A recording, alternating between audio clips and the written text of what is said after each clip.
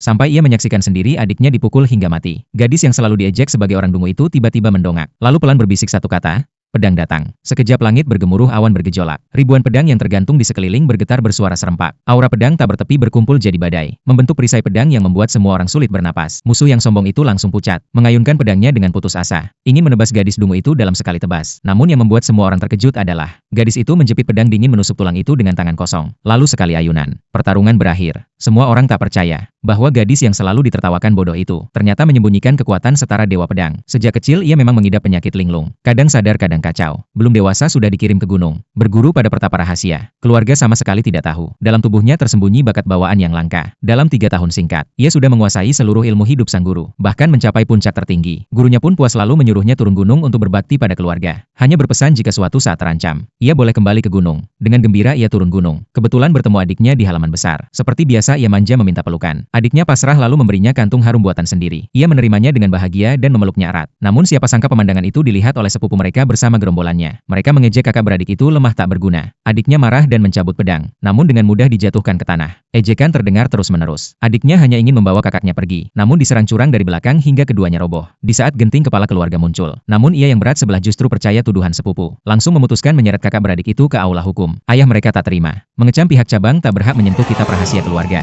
Bersumpah membawa anak-anaknya pergi. Kepala keluarga murka mencabut pedang, namun ditepis dengan satu tebasan pedang ayahnya. Hari besar pertarungan keluarga pun tiba. Lawan mengutus putra mahkota muda yang terkenal jenius bela diri. Sedangkan pihak keluarga hanya mengirim sepupu angkuh itu. Namun semua orang terkejut. Ia bahkan tak mampu menahan satu jurus. Langsung memuntahkan darah dan kalah telak. Melihat kekuatan putra mahkota begitu mengerikan, ayah gadis itu turun tangan sendiri. Tetap saja dengan mudah dikalahkan. Kepala keluarga hendak maju bertarung, namun hanya dengan aura. Putra mahkota sudah menekannya hingga tak bisa bergerak. Saat itu sang putri lawan berkata dingin, "Ini adalah ajang anak muda. Tak perlu orang tua ikut campur." Lalu putra mahkota dengan sombong mengumumkan, "Karena keluarga ini tak punya yang bisa melawan. Mulai hari ini mereka dibubarkan di depan umum." Mendengar itu gadis itu tiba-tiba menerobos maju, melayangkan pukulan demi pukulan ke tubuh putra mahkota. Namun lawan sama sekali tak terluka. Bahkan rasa serangannya hanya seperti gigitan nyamuk. Melihat kakaknya dihina, sang kakak laki-laki nekat menerjang ingin membalas. Namun hanya sekali tendangan, ia terlempar jauh ke tanah. Darah segar langsung menyembur dari mulutnya.